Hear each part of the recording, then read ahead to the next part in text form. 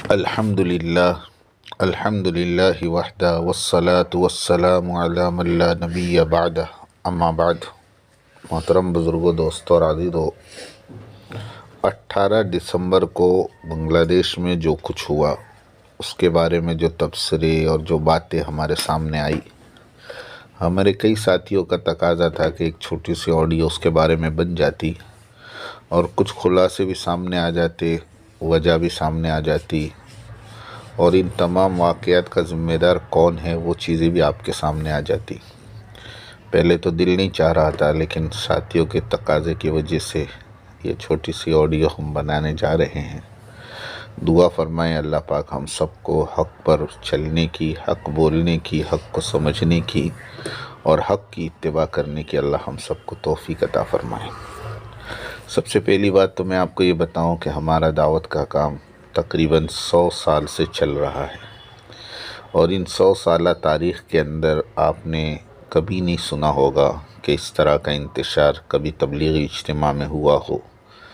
بلکہ لاکھوں کا مجمع اورنگ آباد میں جمع ہوا، لاکھوں کا مجمع بلند شہر میں جمع ہوا، بڑے بڑے اجتماعات ہوئے، اور صرف ہندوستان میں نہیں بلکہ ابھی ساؤتھ افریقہ کے اندر، حبشہ کے اندر بڑے بڑے عالمی اجتماعات ہوئے،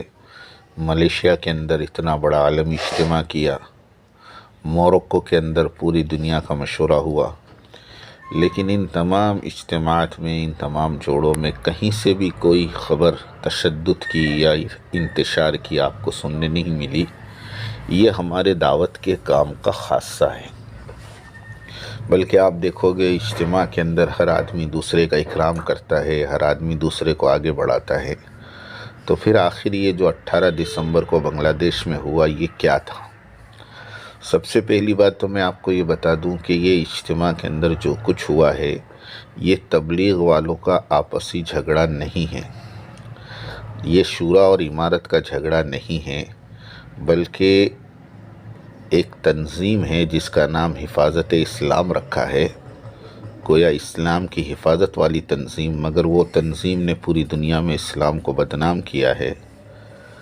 اور ان کے بڑے بھی ماشاءاللہ علماء کرام ہیں، اللہ ان کو بھی ہدایت دے، ان کو بھی سمجھ دے۔ انہوں نے باقاعدہ پلاننگ کر کے دنیا سے تبلیغ کو ختم کرنے کی سازش کی ہے، ورنہ اتنا بڑا قدم اٹھانا اور اتنی بڑی حرکت کرنے سے پہلے انہیں سوچنا چاہیے تھا کہ ملک بھی مسلمان ہیں، بنگلہ دیش جیسا ملک، اور وہاں پر تبلیغ کو بدنام کیا جاوے،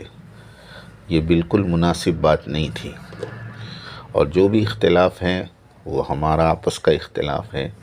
اس میں کسی باہر کی تنظیم کو یا کسی باہر کی جماعت کو دخل کرنے کا کوئی حق نہیں ہے۔ 2 اجتماعات ہر سال ہوتے آ رہے ہیں اختلاف کے بعد سے، اور ان اجتماعات سے 40 دن پہلے ایک جوڑ ہوتا ہے جہاں سے پورے ملک میں جماعتیں روانہ کی جاتی ہیں۔ یہ اجتماع سے 40 دن پہلے کا جوڑ تھا، جو شورا والوں کا 28، 29، 30، 1 اور 2، یہ 5 دن یعنی 28، 29، 30 نومبر اور 1، 2 دسمبر کو ہو گیا تھا۔ اس کے تقریباً 3 ہفتے کے بعد نظام الدین والوں کا جوڑ تھا 20، 21، 22، 23 اور 24۔ یہ تاریخ حکومت کی طرف سے ملی ہوئی تھی، اس میں کوئی شک نہیں ہے، مگر 3 تاریخ کو جب شورا والوں کا اجتماع پورا ہو گیا، اس کے بعد انہوں نے جان بوجھ کر میدان کو خالی نہیں کیا، اور حفاظت اسلام کے چند شرپسند عناصر وہ اجتماع میں رکے رہے،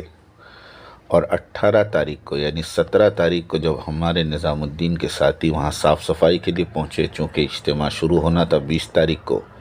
اس سے پہلے سارے انتظامات ہوتے ہیں، وہ تقریباً 1 ہفتہ لگتا ہے، مگر ہمارے ساتھی ماشاءاللہ زیادہ تعداد میں پہنچے تاکہ جلدی سے جلدی اجتماع گاہ کو صاف کر دیا جاوے تاکہ آنے والے مہمانوں کو تکلیف نہ ہو۔ اس لیے 17 تاریخ کی رات کو ہمارا مجمع وہاں پہنچا، مگر چونکہ یہ حضرات پہلے سے اجتماع گاہ میں تھے تو وہاں کے ڈی ایم سے بات ہوئی، انہوں نے کہا آج رات آپ انتظار کر لو، کل صبح میں ہم آپ کو میدان خالی کروا دیتے ہیں۔ یہ ڈی ایم نے وعدہ کیا، اس کے باوجود رات کو 3 بجے جہاں پر نظام الدین کے ساتھی ٹھہرے ہوئے تھے، کچھ شرپسند لوگوں نے آ کر ان پر حملہ کیا۔ وہ شورا والے نہیں تھے، وہ کسی اور تنظیم کے لوگ تھے، اور وہ چاہتے تھے کہ دنیا سے تبلیغ کا خاتمہ ہو، تبلیغ کا کام ختم ہو جائے۔ کیونکہ میں آپ کو ایک بات بیچ میں صاف کر دوں کہ حضرت جی کے اوپر جو حالات آئے، نظام الدین پہ جو حالات آئے، اور ان تمام حالات کا مقابلہ ہمارے امیر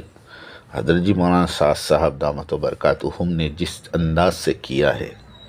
یہ ساری دنیا کی عوام کے سامنے نمونہ ہے،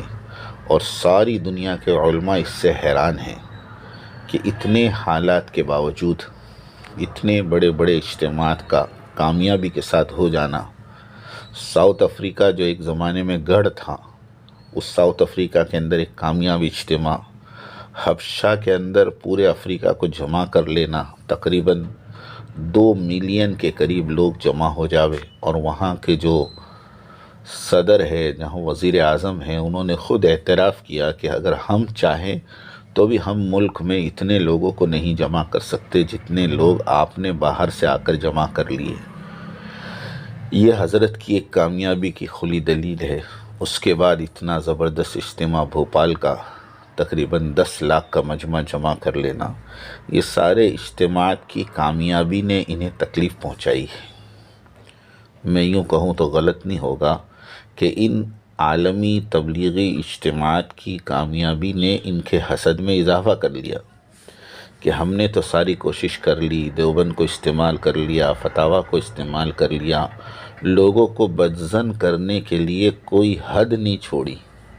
اس کے باوجود مجمع نظام الدین میں کھینچا چلا آ رہا، اس کے باوجود مجمع بھوپال کے اندر کھینچا چلا آ رہا۔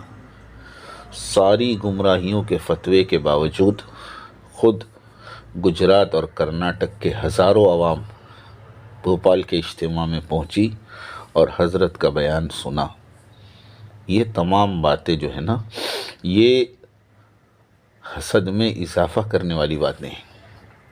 اور حدیث میں آتا ہے کہ علماء کا حسد عوام کے حسد سے زیادہ خطرناک ہوتا ہے۔ اس لیے یہ کچھ لوگوں کا حسد ہے جنہوں نے اس کام کو بدنام کرنے کی کوشش کی ہے، لیکن چونکہ یہ کام اللہ کا ہے، اللہ نے اس کو قیامت تک کے لیے اپنی حفاظت میں لیا ہوا ہے، اس لیے نہ اس کام کو کوئی بدنام کر سکتا ہے، نہ اس کام کو کوئی بند کر سکتا ہے۔ کسی نے بڑی اچھی بات کہی کہ وہ شمع کیا بجھے جسے روشن خدا کرے، وہ شمع کیا بجھے جسے روشن خدا کرے۔ اس لیے الحمدللہ اللہ کا شکر ہے، یہ سارے حالات کے باوجود بھی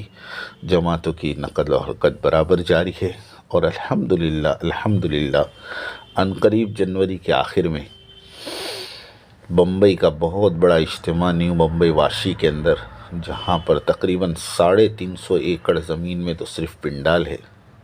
اتنا بڑا اجتماع حضرت کرنے جا رہے ہیں۔ اس کے بعد اللہ نے چاہا تو امریکہ کا اجتماع ایک یادگار اجتماع ہوگا، میوات کا اجتماع اپریل کے اندر وہ ایک یادگار اجتماع ہوگا۔ تو اس لیے میری تمام ساتھیوں سے گزارش ہے کہ بنگلہ دیش کے واقعات کو